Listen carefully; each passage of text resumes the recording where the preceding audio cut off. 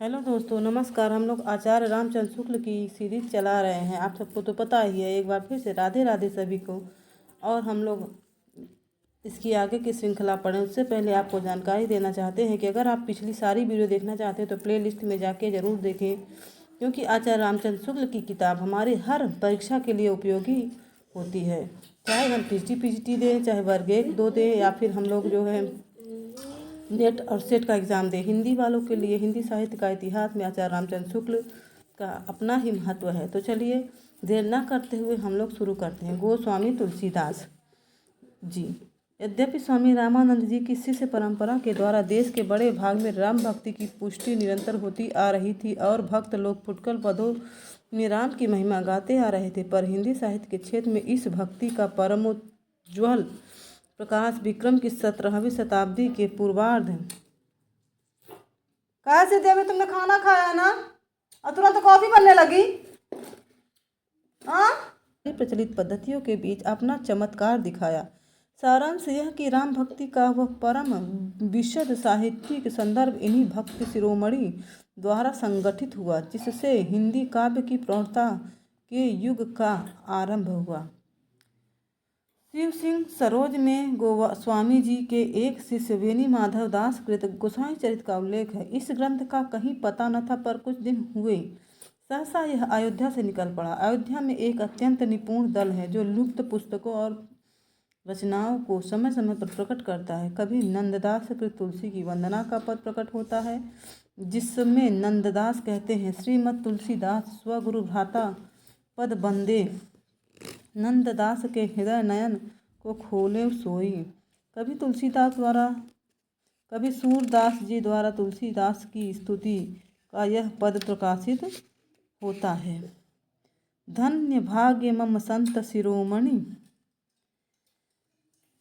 चरण कमल तक आयऊ, दया दृष्टि ते मम दिस हेरऊ तत्व स्वरूप लखायऊ।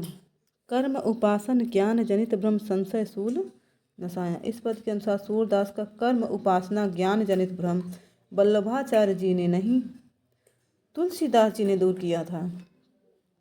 सूरदास जी तुलसीदास जी की अवस्था में बहुत बड़े थे और उनसे पहले प्रसिद्ध भक्त हो गए थे, यह सब लोग जानते हैं। ये दोनों पद गोसाई चरित के मेल में हैं, अतः मैं इन सब का उद्गम एक ही समझता हूँ। गोसाई चरित में वर्णित बहुत सी बातें इतिहास से सर्वथा विरुद्ध पड़ती हैं, पर यह माता प्रसाद गुप्त अपने कई लेखों में दिखा चुके हैं। रामानंद जी की शिष्य परंपरा के अनुसार देखें तो भी तुलसीदास के गुरु का नाम नरहरियानंद और नरहरियानंद के गुरु का नाम अनंतानंद। प्रिय शिष्य अनंतानंद हते नरहरियानंद सुनाम छते असंगत ठहरता है। अनंतानंद और नरहरियानंद दोनों रामानंद जी के 12 शिष्यों में थे। नरहरिदास को अलबत्ता कुछ लोग अनंतानंद का शिष्य कहते हैं, पर भक्तमाल के अनुसार वे अनंतानंद के शिष्य श्रीरंग के शिष्य थे। गिरनार में योगाभ्यासी सिद्ध रहा करते थे। तपसी शाखा की यह बात भी गोसाई चरित में आ गई है। इसमें कोई संदेह नहीं कि तिथि वार आदि ज्योतिष की गणना से सब कुछ ठीक मिलाकर तथा तुलसी के संबंध में चली आती हुई सारी जनश्रुतियों का समन्वय करके सावधानी के साथ इसकी रचना हुई है। पर एक ऐसी पदावली इसके भीतर चमक रही है जो इसे बिल्कुल आजकल की रचना घोषित कर रही है। यह है सत्यम शिवम सुंदरम। देखिन तिरसित दृष्टि ते सब जने कीन्ही सही शंकरम, दिव्याखर सो लिख्यो पढ़े धुनि सुने सत्यम शिवम सुंदरम। यह पदावली अंग्रेजी समीक्षा क्षेत्र में प्रचलित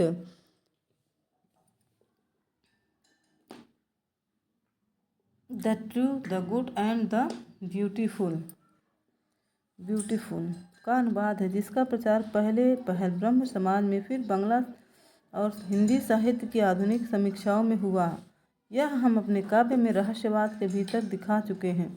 यह बात अवश्य है कि गोसाई चरित में जो वृत्त दिए गए हैं वे अधिकतर वे ही हैं जो परंपरा से प्रतित चले आ रहे हैं। गोस्वामी जी का एक और जीवन चरित्र जिसकी सूचना मर्यादा पत्रिका की ज्येष्ठ 1969 की संख्या में श्रीयुत इंद्रदेव नारायण जी ने दी थी। इस उनके एक दूसरे शिष्य महात्मा रघुवर दास जी का लिखा तुलसी चरित कहा जाता है। यह कहाँ तक प्रमाणित है नहीं कहा जा सकता। दोनों चरित्रों के वृत्तांतों में परस्पर बहुत कुछ विरोध है। पापा बेनी माधव के अनुसार गोस्वामी जी के पिता जमुना के किनारे दुबेपुरवा नामक गांव के दुबे और मुखिया थे और पूर्वज पत्यौजा ग्राम, देखिए पत्यौजा ग्राम से यहाँ आए थे। पर बाबा रघुवर दास के तुलसी चरित्र में परशुराम मिश्र तुलसी चरित्र में लिखा है, क्या लिखा है? तुलसी चरित्र में लिखा है कि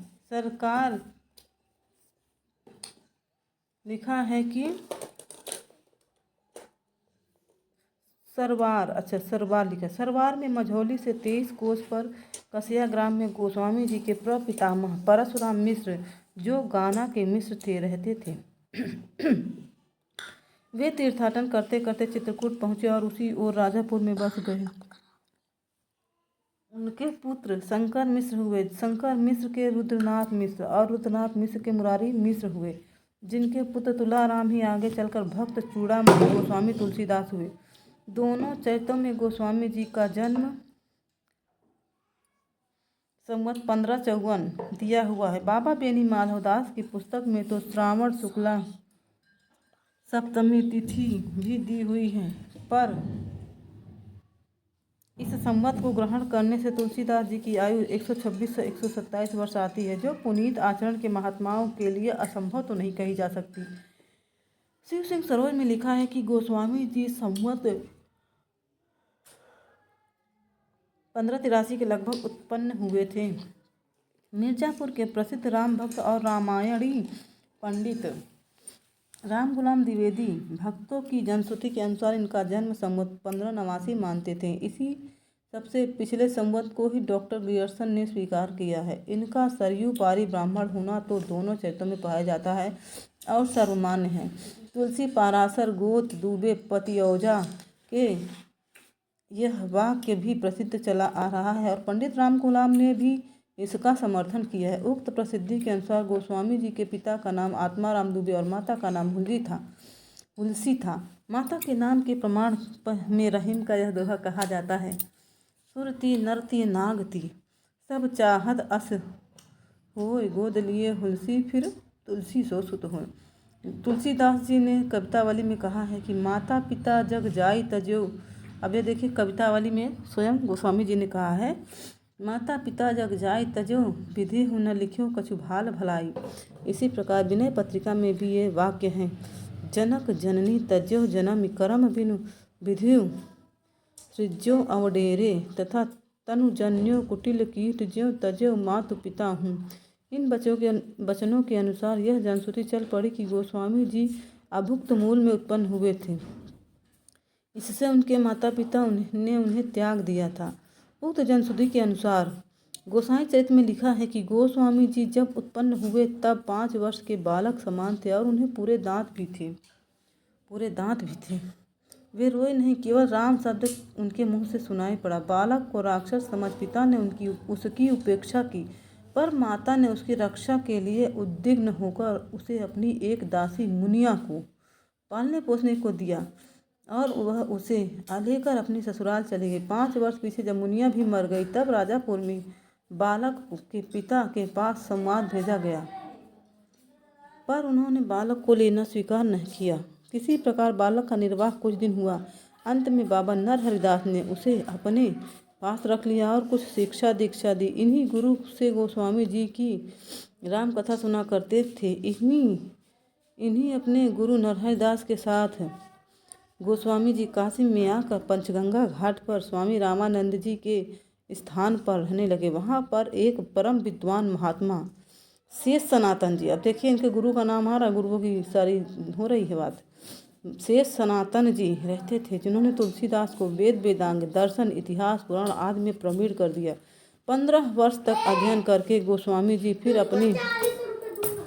फिर अपनी जन्मभूमि राजापुर लौटे। पर वहाँ इनके परिवार में कोई नहीं रह गया था और घर भी गिर गया था, है ना, घर भी गिर गया था। मनुष्य यमुना पार के ग्राम के रहने वाले भारद्वाज गोत्री एक ब्राह्मण यमद्वितीय को राजापुर में स्नान करने आए। उन्होंने तुलसीदास जी की विद्या, विनय और शील पर मुग्ध होकर अपनी कन्या इन्हें ब्याह दी। इसी पत्नी के उपदेश से गोस्वामी जी का विरक्त होना और भक्ति की सिद्धि प्राप्त करना प्रसिद्ध है। तुलसीदास जी अपनी इस पत्नी पर इतने अनुरक्त थे कि बार बार उसके मायके चले जाने पर भी बड़ी नदी पार करके उससे जाकर मिले। स्त्री ने उस समय ये दोहे कहे। क्या कहा स्त्री ने? लाज न आवत आपको दौरे आयहु साथ, धिक धिक ऐसे प्रेम को कहाँ कहूँ मैं नाथ। अस्त चर्म में देहमम तामे जैसी प्रीत, तैसो जो श्री राम मह होत न तव भवभीत। यह बात तुलसीदास जी को ऐसी लगी कि वे तुरंत काशी आकर विरक्त हो गए। इस वृत्तांत को प्रियादास जी ने भक्तमाल की अपनी टीका में कहा और तुलसी चरित और गोसाई चरित में भी इसका उल्लेख है। गोस्वामी जी घर छोड़ने पर कुछ दिन काशी में, फिर काशी से अयोध्या जाकर रहे। उनके पीछे तीर्थ यात्रा करने निकले और जगन्नाथपुरी, रामेश्वर, द्वारका होते हुए अब ये देखिए इनके जहाँ जहाँ ये गए हैं उसका वर्णन है। कहाँ कहाँ ये गए हैं? घर छोड़ने के बाद सबसे पहले काशी, फिर अयोध्या के बाद फिर तीर्थ यात्रा करने निकले तो जगन्नाथपुरी, रामेश्वर, द्वारिका और बद्रिकाश्रम गए। वहाँ से ये कैलाश और मानसरोवर तक निकल गए। अंत में चित्रकूट आकर ये कुछ दिनों तक रहे, जहाँ अनेक संतों से इनकी भेंट हुई। इसके अनंतर संवत 1631 में अयोध्या जाकर इन्होंने रामचरितमानस का आरंभ किया और उसे 2 वर्ष 7 महीने, अब ये बहुत ही इम्पोर्टेंट है कि कितने दिनों में इन्होंने इसको पूर्ण किया था। तो कितने दिनों में रामचरितमानस पूरा हुआ था? 2 वर्ष और 7 माह, है ना, 2 वर्ष 7 महीने में इन्होंने उसको पूर्ण कर लिया था। रामायण का कुछ अंश विशेषतः किष्किंधा कांड काशी में रचा गया। किष्किंधा कांड कहाँ रचा गया? काशी में। और रामायण समाप्त होने पर ये अधिकतर काशी में रहा करते थे। वहाँ अनेक शास्त्रज्ञ विद्वान इनसे आकर मिला करते थे, क्योंकि इनकी प्रसिद्धि सारे देश में हो चुकी थी। ये प्रसिद्ध विद्वान मधुसूदन सरस्वती, ये देखिए किससे मिले? ये मधुसूदन सरस्वती से इनसे वाद विवाद हुआ था, जिससे प्रसन्न होकर इनकी स्तुति में यह श्लोक उन्होंने कहा था। किसने कहा? मधुसूदन सरस्वती ने कहा। क्या कहा? आनंद कानने कश्चित जगन्मस्तुलसी तरुः, कविता मंजरी यश राम भ्रमण भूषिता, है ना। गोस्वामी जी के मित्रों और स्नेहियों में नवाब अब्दुल रहीम खान खाना, महाराज मान सिंह, नाभाजी और सरस्वती आदि कहे जाते हैं। रहीम से इनसे समय समय पर दोहों में लिखा पढ़ी हुआ करती थी। काशी में इनके सबसे बड़े स्नेही और भक्त भदैनी के एक भूमिहार जमींदार टोडर थे, जिनकी मृत्यु होने पर इन्होंने कई दोहे कहे। 4 गांव को ठाकुरों, मन को महामहिम, तुलसी या कलिकाल में अथय टोडर दीप। तुलसी राम स्नेह को सिर पर भारी भार, टोडर कांधा नहीं दियो सब करी रहे उतार। राम धाम टोडर गए, तुलसी भय असोज, जियबो मीत पुनीत बिनु यह जाने संकोच। गोस्वामी जी की मृत्यु के संबंध में लोग यह दोहा कहा करते हैं। संवत 1680 गंग के तीर, श्रावण शुक्ला सप्तमी, तुलसी तजो शरीर। पर बाबा बेनी माधव की पुस्तक में दूसरी पंक्ति इस प्रकार है या कर दी गई है, श्रावण कृष्णा तीज सही, तुलसी तजो शरीर। ठीक है, यह ठीक तिथि है, क्योंकि टोडर के वंशज अब तक इसी तिथि को गोस्वामी जी के नाम सीधा दिया करते हैं। मैं पुनि निज गुरु सन सुनी, कथा सुसूकर खेत को लेकर लोग गोस्वामी जी का जन्म स्थान ढूंढने एटा के सोरो नामक स्थान तक सीधे पश्चिम दौड़े हैं। पहले पहल उस ओर इशारा स्वर्गीय लाला सीताराम ने राजापुर के अयोध्याकांड के स्वसंपादित संस्करण की भूमिका में दिया था। उसके बहुत दिन पीछे उसी इशारे पर दौड़ लगी और अनेक प्रकार के कल्पित प्रमाण सोरो को जन्म स्थान सिद्ध करने के लिए तैयार किए गए। सारे उपद्रव की जड़ है सूकर खेत, जो भ्रम में सोरो समझ लिया गया। सूकर क्षेत्र गोंडे के जिले में सरयू के किनारे एक पवित्र तीर्थ है, जहाँ के आसपास के कई जिलों के लोग स्नान करने जाते हैं और मेला लगता है। गर्म विशेष के बाहर नहीं बोले जाते हैं, केवल 2 स्थानों के हैं, चित्रकूट के आसपास और अयोध्या के आसपास। किसी कवि की रचना में यदि किसी स्थान विशेष के भीतर ही बोले जाने वाले अनेक शब्द मिले तो उस स्थान विशेष से कवि का निवास संबंध मानना चाहिए। इस दृष्टि से देखने पर यह बात मन में बैठ जाती है कि तुलसीदास जी का जन्म राजापुर में हुआ, जहाँ उनकी कुमार अवस्था बीती। सरवरिया होने के कारण उनके कुल में के तथा संबंधी अयोध्या गोंडा बस्ती के आसपास थे, जहाँ उनका आना जाना बराबर रहा करता था। विरक्त होने पर भी अयोध्या में ही रहने लगे थे। रामचरितमानस में आए हुए कुछ शब्द और प्रयोग नीचे दिए जाते हैं, जो अयोध्या के आसपास ही बस्ती गोंडे के कुछ भागों में बोले जाते हैं। अब ये देखिए, इन शब्दों का है कुछ टिप्पणी दी गई है। माहुर मतलब विष, सरो मतलब कसरत, फहराना या फरहराना मतलब प्रफुल्लित होना, सरो करहि पायक फहराई। फुर मतलब होता है सच, अनभल करना मतलब बुरा मानना या बुरा सोचना। जेहि राउर अति अनभल ताका, राउर राउरे ही मतलब आपको, भलऊ कहत दुख राउ रेहु ही लागा, रमा लही रमा नहीं पाया।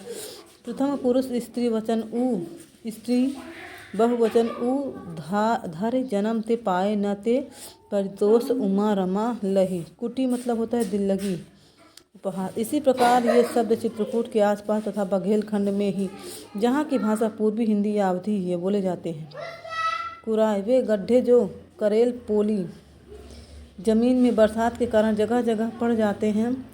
कांच कुराय लपेटन लोटन, ठावहि ठाव बझाऊ रे विनय। सुवार मतलब होता है शुभकार, रसोइयाँ। ये शब्द और प्रयोग इस बात का पता देते हैं कि किन किन स्थानों की बोली गोस्वामी जी की अपनी थी। आधुनिक काल के पहले साहित्य का काव्य ही सर्वमान्य व्यापक भाषा ब्रज रही है,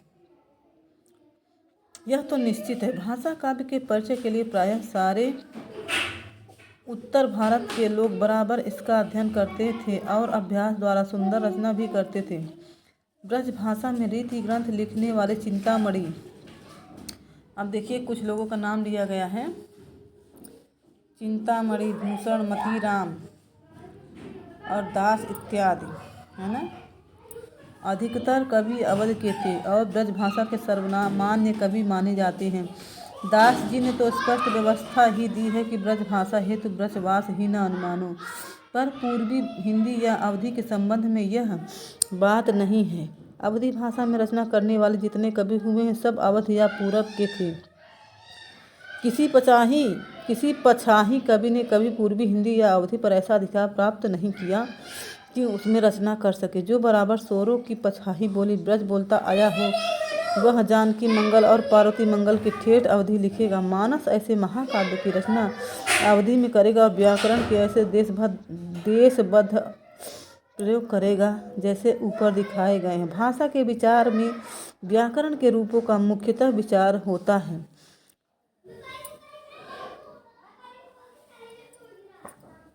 भक्त लोग अपने को जन्म जन्मांतर से अनेक आराध्य इष्टदेव का सेवक मानते हैं। इसी भावना के अनुसार तुलसी और सूर दोनों ने कथा प्रसंग के भीतर अपने को गुप्त या प्रकट रूप से में राम और कृष्ण के समीप तक पहुंचाया है। जिस स्थल पर ऐसा हुआ है वहीं कवि के निवास स्थान का पूरा संकेत भी मिलता है। रामचरितमानस के अयोध्याकांड में वह स्थल देखिए जहाँ प्रयाग से चित्रकूट जाते हुए राम जमुना पार करते हैं और भरद्वाज के द्वारा साथ लगाए हुए शिष्यों को विदा करते हैं। राम सीता तट पर के लोगों से बातचीत ही कर ही रहे हैं कि तेहि अवसर एक तापस आवा, तेज पुंज लघु बयस सुहावा। कवि अलसित गति भेष भेष विरागी, मन क्रम वचन राम अनुरागी। सजल नयन तन पुलक निज इष्ट देव पहचान, परे उदंड जिम धरनी तल, दशा जाय न बखान। यह तापस एकाएक आता है, कब जाता है, कौन है, इसका कोई उल्लेख नहीं है।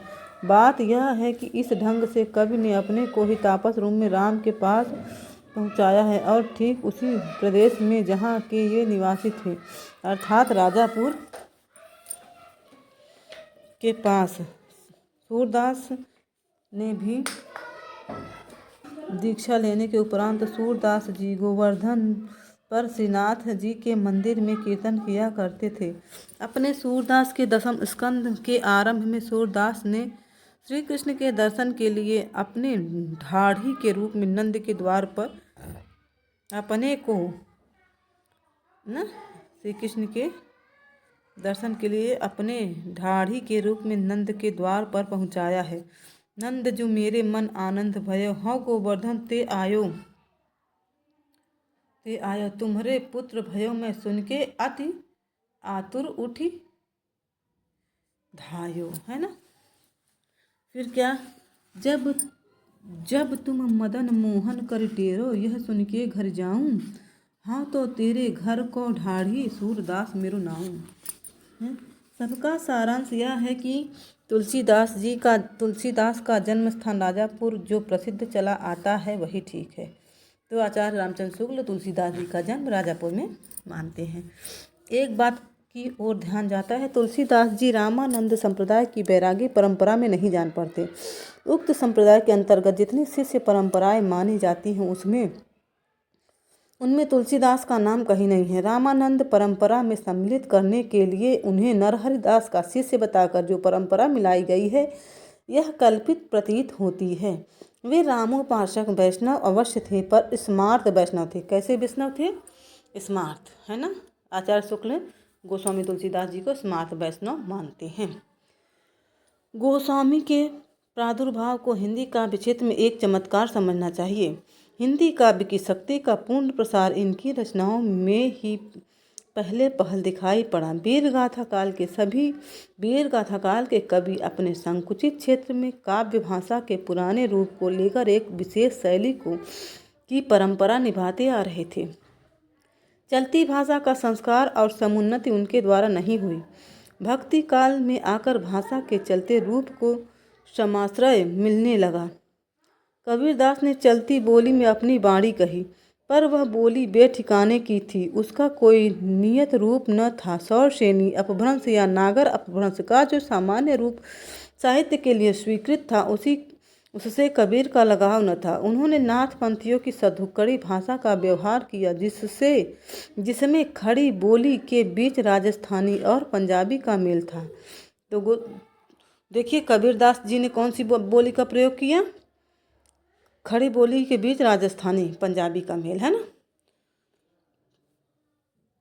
इसका कारण यह था कि मुसलमानों की बोली पंजाबी या खड़ी बोली हो गई थी और निर्गुण पंथी साधुओं का लक्ष्य मुसलमानों पर भी प्रभाव डालने का था।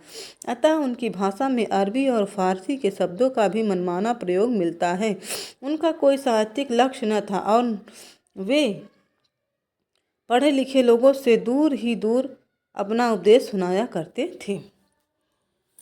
साहित्य की भाषा में जो वीरगाथा काल के कवियों के हाथ में बहुत कुछ अपने पुराने रूप में ही हो रही प्रचलित भाषा के संयोग से नया जीवन सगड़ों पाठक कवियों द्वारा प्राप्त हुआ। भक्त सूरदास जी ब्रज की चलती भाषा को परंपरा से चली आती हुई काव्य भाषा के बीच पूर्ण रूप से प्रतिष्ठित करके साहित्यिक भाषा को लोक व्यवहार के मेल में लाए। उन्होंने परंपरा से चली आती हुई काव्य भाषा का तिरस्कार न करके उससे एक नया चलता रूप दिया। सूर सागर को ध्यान पूर्वक देखने से उसमें क्रियाओं के कुछ पुराने रूप कुछ सर्वनाम जैसे जासु तासु जेही तेही तथा कुछ प्राकृत के शब्द पाए जाएंगे। सारांश यह है कि वे परंपरागत काव्य भाषा को बिल्कुल अलग करके एक बार की नई चलती बोली लेकर नहीं चले, भाषा का एक शिष्ट सामान्य रूप उन्होंने रखा, जिसका व्यवहार आगे चलकर बराबर कविता में होता आया। यह तो हुई ब्रज भाषा की बात। इसके साथ ही पूर्वी बोली या अवधि की साहित्य भी पूर्वी बोली या अवधि भी साहित्य निर्माण की ओर अग्रसर हो चुकी थी। जैसा कि पहले कहा जा चुका है, अवधि की सबसे पुरानी रचना ईश्वर दास की सत्यवती कथा है। देखिए, हमने हाईलाइट कर दिया है, आप लोग नोट कर लीजिएगा।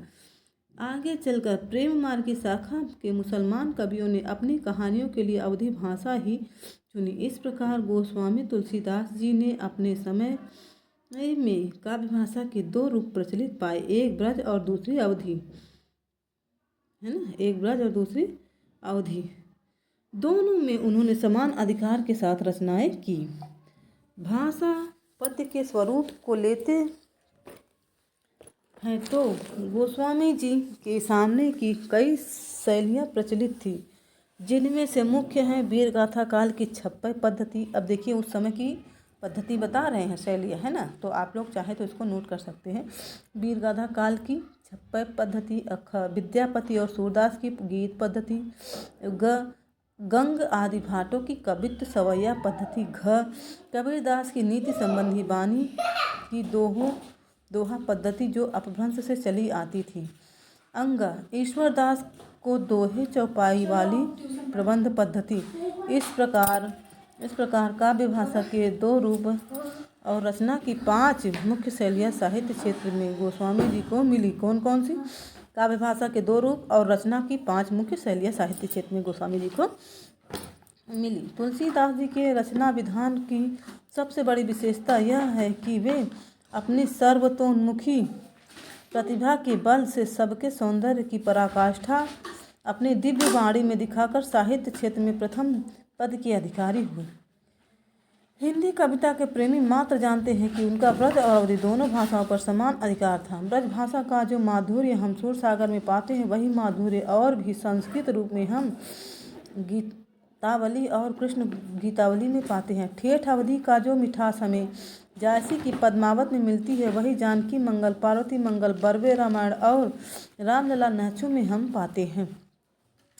यह सूचित करने की आवश्यकता नहीं कि न तो सूर का अवधि पर अधिकार था और न जायसी का ब्रज भाषा पे, है ना, न तो सूर का अवधि पर, क्योंकि ये सूरदास ब्रज में लिखते थे और जो जायसी थे वो भी अवधि पर लिखा करते थे, उनका ब्रज पर अधिकार नहीं था।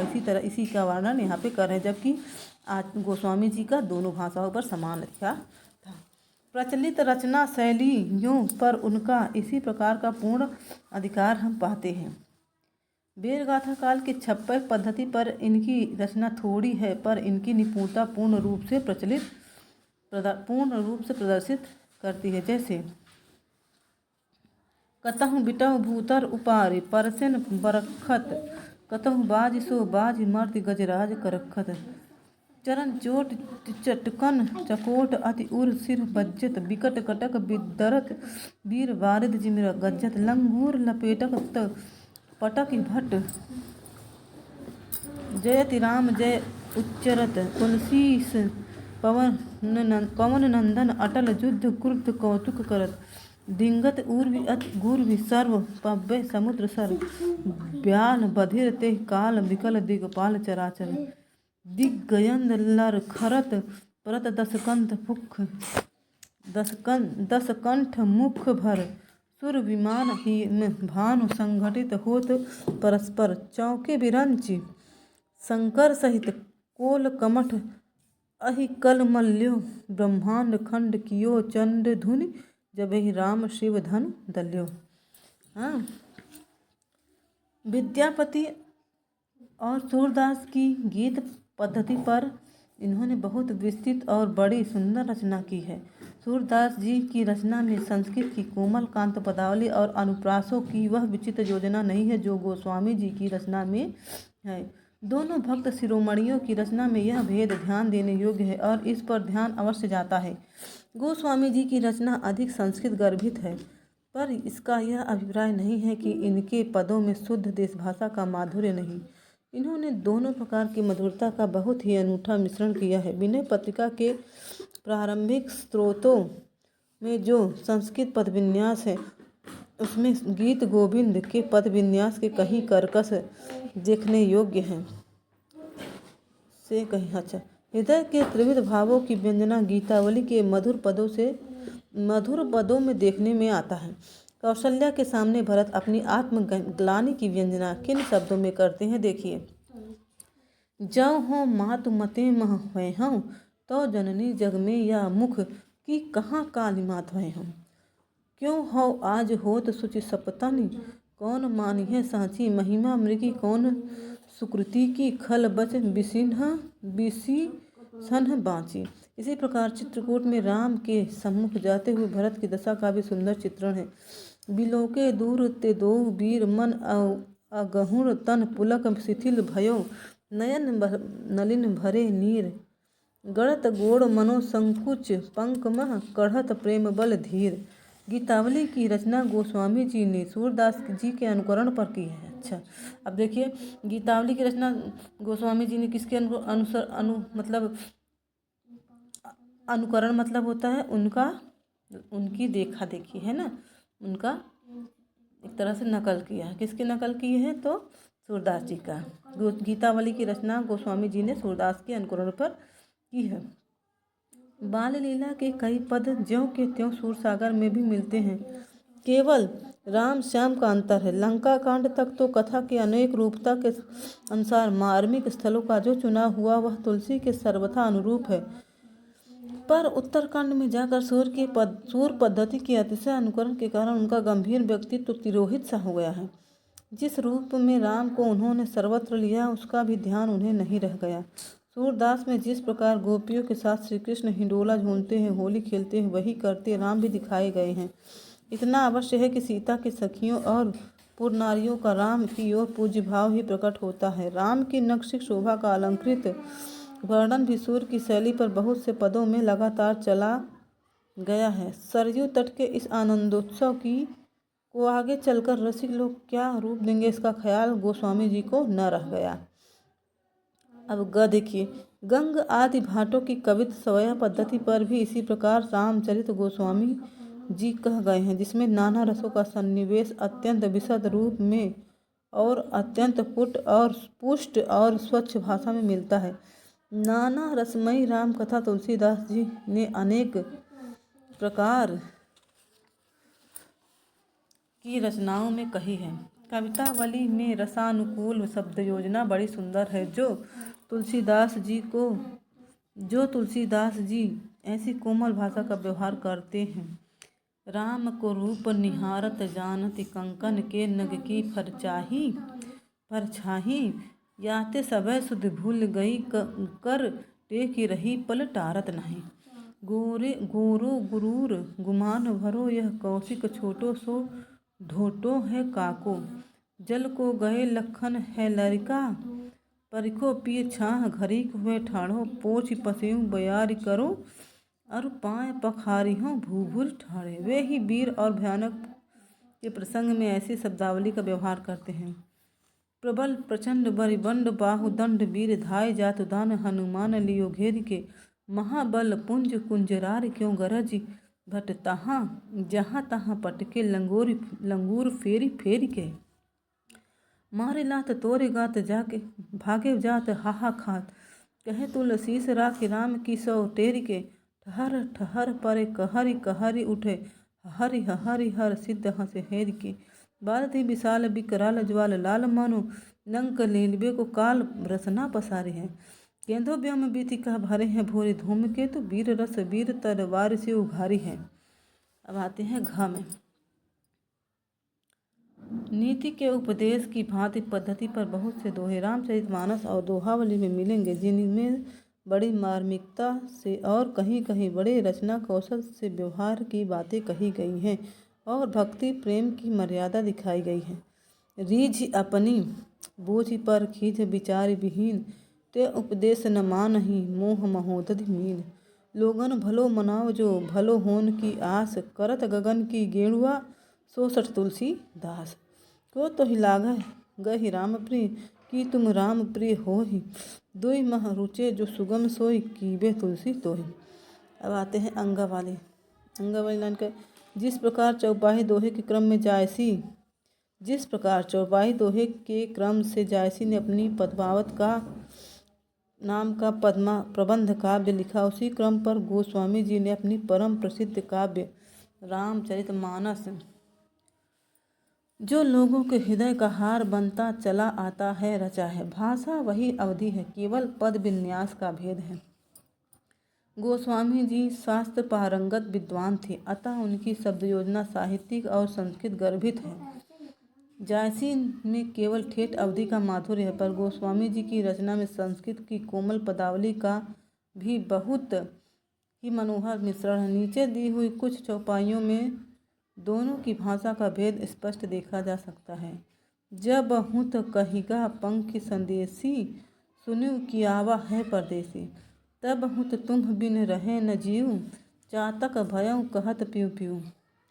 भयऊ बिरह जलि कोई लिकारी, डार डार जो कूकी पुकारी। ये जायसी की पंक्तियाँ हैं। अब देखिए, अमी मूरि में चूरन चारो, सुमन सकल भव रुज परिवारो। सुकृत शंभु तनु विमल विभूति, मंजुल मंगल मोद प्रसूति।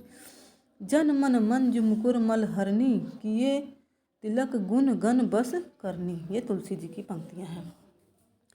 सारांश यह कि काव्य की सब प्रकार की रचना शैली के ऊपर गोस्वामी जी ने अपना ऊंचा आसन प्रतिष्ठित किया है। यह उच्चता और किसी को प्राप्त नहीं। अब हम गोस्वामी जी के वर्णित विषय के विस्तार का विचार करेंगे। यह विचार करेंगे कि मानव जीवन की कितनी अधिक दशाओं का सन्निवेश उसकी कविता के भीतर है। इस संबंध में हम यह पहले ही कह देना चाहते हैं कि दृष्टि विस्तार के कारण ही तुलसीदास जी उत्तरी भारत की समग्र जनता के हृदय मंदिर में पूर्ण प्रेम प्रतिष्ठा के साथ विराज रहे हैं। भारतीय जनता का प्रतिनिधि कवि, यदि अब ये देखिए, ये मोस्ट इम्पॉर्टेंट लाइन है, आप चाहे तो इसे नोट कर सकते हैं। भारतीय जनता का प्रतिनिधि कवि यदि किसी को कह सकते हैं तो इन्हीं महानुभाव को। और कवि जीवन का कोई एक पक्ष लेकर चले हैं, जैसे वीर काल के कवि उत्साह को, भक्ति काल के दूसरे कवि प्रेम और ज्ञान को, अलंकार काल के कवि दाम्पत्य प्रणय या श्रृंगार को। पर इनकी वाणी की पहुँच मनुष्य के सारे भावों और व्यवहारों तक है। एक ओर तो वह व्यक्तिगत साधना के मार्ग में विराग पूर्ण शुद्ध भगवत भक्ति का उपदेश करती हैं, और दूसरी ओर लोक पक्ष में आकर पारिवारिक और सामाजिक कर्तव्यों का सौंदर्य दिखाकर मुग्ध करती हैं। व्यक्तिगत साधना के साथ ही साथ लोक धर्म की अत्यंत उज्ज्वल छटा उसमें वर्तमान है। पहले कहा जा चुका है कि निर्गुण धारा के संतों की वाणी में किस प्रकार लोक धर्म की अवहेलना छिपी हुई थी। सगुण धारा की भारतीय पद्धति के भक्तों में कबीर, दादू आदि के लोक धर्म विरोधी स्वरूप को यदि किसी ने पहचाना तो गोस्वामी जी ने। उन्होंने देखा कि उनके वचनों से जनता की चित्तवृत्ति में ऐसे घोर विकार की आशंका है जिससे समाज विशृंखलित हो जाएगा, उनकी मर्यादा नष्ट हो जाएगी। जिस समाज से ज्ञान संपन्न शास्त्रज्ञ विद्वानों, अन्याय अत्याचार के दमन में तत्पर वीरों, पारिवारिक कर्तव्यों का पालन करने वाले उच्चाशय व्यक्तियों, पतिपरायण सतियों, पितृभक्ति के कारण प्रजा का पुत्रवत पालन करने वाले शासकों आदि के प्रति श्रद्धा और प्रेम का भाव उठ जाएगा, उसका कल्याण कदापि नहीं हो सकता। गोस्वामी जी को निर्गुण पंथियों की वाणी में लोक धर्म की उपेक्षा का भाव स्पष्ट दिखाई पड़ा। साथ ही उन्होंने यह भी देखा कि बहुत से अनाधिकारी और अशिक्षित वेदांत के कुछ चलन शब्दों को लेकर बिना उनका तात्पर्य समझे यूं ही ज्ञानी बने हुए मूर्ख जनता को लौकिक कर्तव्यों से विचलित करना चाहते हैं और मूर्खता मिश्रित अहंकार की वृद्धि कर रहे हैं। इसी दशा को लक्ष्य करके उन्होंने इस प्रकार के वचन कहे हैं। श्रुति सम्मत हरिभक्ति पथ, संयुत विरत विवेक, नहीं परिहरहि विमोह बस, कल्पहि पंथ अनेक। साखी सबधि दोहरा, कही कहन उपखान, भगत निरूपहि भगत कलि, निंदहि वेद पुराण। बादहि शूद्र द्विजन सन, हम तुमते कछु घाट, जानहि ब्रह्म सभी प्रवर, आँख दिखावह ठाटी। इसी प्रकार योग मार्ग से भक्ति मार्ग का पार्थक्य गोस्वामी जी ने बहुत स्पष्ट शब्दों में बताया है। योग मार्ग को अंतस्थ मानकर अनेक प्रकार के अंतः साधनाओं में से प्रवृत्त करता है। सगुण भक्ति मार्गी ईश्वर को भीतर और बाहर सर्वत्र मानकर उनकी कथा का दर्शन खुले हुए व्यक्त जगत के बीच करता है। वह ईश्वर मनुष्य के क्षुद्र घट के भीतर ही नहीं मानता। इसी से गोस्वामी जी कहते हैं, अंतर्जामी ते बढ़ बाहिर जामी है राम, जो नाम लिए ते पैज परे प्रहलादहु को प्रकटे प्रभु पाहन ते न हिये ते। घट के भीतर कहने से गुह्य या रहस्य की धारणा फैलती है, जो भक्ति के सीधे स्वाभाविक मार्ग में बाधा डालती है। घट के भीतर साक्षात्कार करने की बात कहने वाले प्रायः अपने को गूढ़ रहस्यदर्शी प्रकट करने के लिए सीधी सादी बात को भी रूपक बांधकर और टेढ़ी पहली बनाकर कहा करते हैं। इस प्रकार के दुराव छिपाव की प्रकृति को गोस्वामी जी भक्ति का विरोधी मानते हैं। सरलता या सीधेपन को वे भक्ति का नित्य लक्षण कहते हैं। मन की सरलता, वचन की सरलता और कर्म की सरलता, तीनों को सूधे मन सूधे सचन सूधी सब करतूत सूधी सूधी तुलसी सूधी सकल विधि रघुवर प्रेम प्रसूत। वे भक्ति के मार्ग को ऐसा नहीं मानते जिसे लखे कोई बिरले।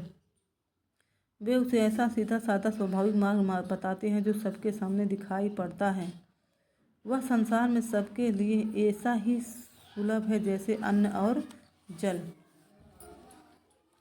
निगम अगम साहब सुगम राम सांचली चाह, अम्बु असन अवलोकियत सुलभ सबहि जग माह। अभिप्राय यह कि जिस हृदय से भक्ति की जाती है वह सबके पास है। हृदय की जिस पद्धति से भक्ति की जाती है वह भी वही है जिससे माता पिता की भक्ति, पुत्र कलत्र का प्रेम किया जाता है। इसी से गोस्वामी जी कहते हैं, यही जग मह जह लोग या तन की प्रीति प्रतीति सगाई, सो सब तुलसी दास प्रभु ही सो हो समिट इक ठाई। मुख साधना को कुछ बिरले रहस्यदर्शी लोगों का ही काम समझने लगी थी। जो हृदय सबके पास होता है वही अपनी स्वाभाविक वृत्तियों द्वारा भगवान की ओर लगाया जा सकता है। इस बात पर पर्दा सा डाल दिया था। इससे हृदय भी रहते भी भक्ति का सच्चा स्वाभाविक मार्ग लोग नहीं देख पाते थे। यह पहले कहा जा चुका है कि नाथ पंथ का हठ योग मार्ग हृदय पक्ष शून्य है। रागात्मिका वृत्ति से उसका कोई लगाव नहीं। अतः रमते जोगियों की रहस्य भरी वानियाँ सुनते सुनते जनता के हृदय में भक्ति की सच्ची भावना दब गई थी, उठने ही नहीं उठ पाती थी। लोक की इसी दशा को लक्ष्य करके गोस्वामी जी को कहना पड़ा था, गोरख जगायो जो भगति भगायो लोग। गोस्वामी जी की भक्ति पद्धति की सबसे बड़ी विशेषता है उसकी सर्वांग पूर्णता। जीवन के किसी पक्ष को सर्वथा छोड़कर वह नहीं चलती। सब पक्षों के साथ उसका सामंजस्य है। न उसका कर्म या धर्म से विरोध है, न ज्ञान से। धर्म तो उसका नित्य लक्षण है। तुलसी की भक्ति जो को धर्म और ज्ञान दोनों की रसानुभूति कह सकते हैं। योग का भी उसमें समन्वय है, पर उतने ही का जितना ध्यान के लिए, चित्त को एकाग्र करने के लिए आवश्यक है। प्राचीन भारतीय भक्ति मार्ग के भीतर भी उन्होंने बहुत सी बढ़ती हुई बुराइयों को रोकने का प्रयत्न किया। शैवों और वैष्णवों के बीच बढ़ते हुए विद्वेष को उन्होंने अपनी सामंजस्य व्यवस्था द्वारा बहुत कुछ रोका, जिसके कारण उत्तरी भारत में वैसा भयंकर रूप न धारण कर सका जैसा उसने दक्षिण में किया। यहीं तक नहीं, जिस प्रकार उन्होंने लोक धर्म और भक्ति साधना को एक सम्मिलित करके दिखाया, उसी प्रकार कर्म, ज्ञान और उपासना के बीच भी सामंजस्य उपस्थित किया। मानस के बालकांड में संत समाज का जो लंबा रूपक है वह इस बात को स्पष्ट रूप से सामने लाता है। भक्ति की चरम सीमा पर पहुंचकर भी लोक पक्ष उन्होंने नहीं छोड़ा। लोक संग्रह का भाव उनकी भक्ति का एक अंग था। कृष्णोपासक भक्तों में इस अंग की कमी थी। उनके बीच उपास्य और उपासक के संबंध की ही गूढ़ाति गूढ़ व्यंजना हुई। दूसरे प्रकार के लोक व्यापक नाना संबंधों के कल्याणकारी सौंदर्य की प्रतिष्ठा नहीं हुई। यही कारण है कि भक्ति रस भरी वाणी जैसी मंगल करणी मानी गई वैसी और किसी की नहीं। आज राजा से रंक